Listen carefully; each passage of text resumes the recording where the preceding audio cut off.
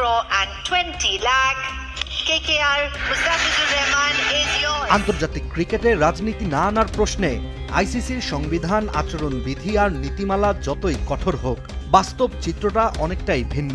মাঠের খেলাকে সরকারি ও রাজনৈতিক হস্তক্ষেপ থেকে দূরে রাখার যে অঙ্গীকার সদস্য দেশগুলোর কাছ থেকে আইসিসি প্রত্যাশা করে, ভারতীয় ক্রিকেট বোর্ড যেন বারবার সেই সীমারেখাকে উপেক্ষা করে। ভারতীয় ক্রিকেট বোর্ড নিয়ে এই অভিযোগ এখন আর নীরব সমালোচনায় সীমাবদ্ধ নেই, এটি উঠে এসেছে একাধিক প্রকাশ্য ঘটনা প্রবাহে। ভারত যে আইসিসির দেওয়ার নির্দেশনাকে কোনোভাবেই মানতে চায় না, তার অন্যতম উদাহরণ অনূর্ধ্ব-19 এশিয়া কাপ, যেখানে ভারত পাকিস্তান ম্যাচ মানেই উত্তাপ, সেখানেই উত্তপ্ত এই ম্যাচ ঘিরে জড়িয়ে পড়েছিল কূটনীতি ও রাজনীতি। আইসিসি স্পষ্টভাবে বিসিসিআইকে জানিয়েছিল, জুনিয়র ক্রিকেটের মাঠে যেন কোনো রাজনৈতিক অবস্থান বা প্রতীকী প্রতিবাদ না থাকে। তবে ভারত বুঝিয়ে দিয়েছে তারা কারো কথা শুনবে না। আইসিসির নির্দেশনাকে উপেক্ষা করেই ভারতের অনূর্ধ্ব-19 দল পাকিস্তানের সঙ্গে নো হ্যান্ডশেক নীতি বজায় রাখে, ঠিক যেমনটা করে আসছে তাদের সিনিয়র দলও। এসবের জন্যই প্রশ্ন উঠেছে, ক্রিকেট কি সত্যিই ভারতের মাটিতে স্বাধীন, নাকি রাজনৈতিক নীতিমালাই চলে খেলার মাঠে?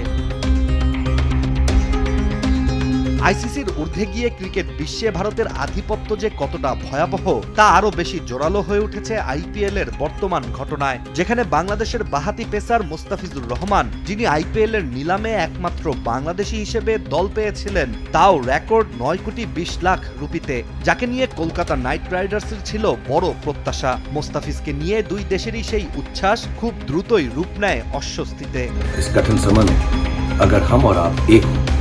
রোজকার সাধারণ খাবার এখন হবে অসাধারণ। প্রাণ স্বাদের মশলা, স্বাদ বাড়ায়, ঘ্রাণ ছড়ায়।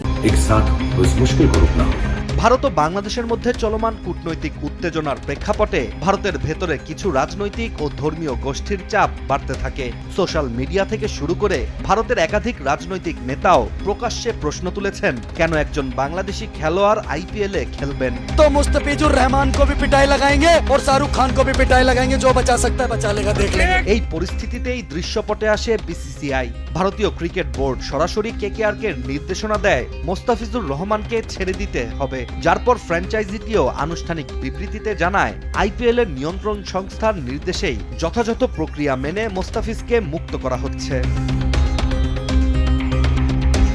অর্থাৎ এমন বিতর্কিত সিদ্ধান্তটা কেকেআর এর নয়, বরং বিসিসিআই এর, যেই সংস্থাটির প্রতিজ্ঞা ছিল আইসিসির কাছে তারা যেন মাঠের ক্রিকেটকে রাজনীতি ও কূটনীতির বাইরে রাখবে।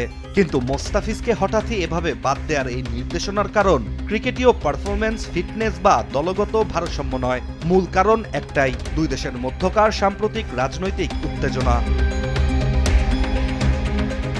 তবে মোস্তাফিজ ইস্যুতে ভারতের কংগ্রেস নেতা সাংসদ শশী থারুর আবার বলেছেন, মোস্তাফিজুর রহমান কেবল একজন খেলোয়াড়, তার উপর রাজনীতি বা বাংলাদেশের সংখ্যালঘুদের উপর হামলার কোনো দায় নেই। তিনি আরো বলেন, ক্রিকেটকে রাজনৈতিক বিতর্ক থেকে আলাদা রাখা উচিত এবং প্রতিবেশী দেশের সঙ্গে ন্যায্য ও নিরপেক্ষভাবে খেলার আয়োজন করাই সঠিক।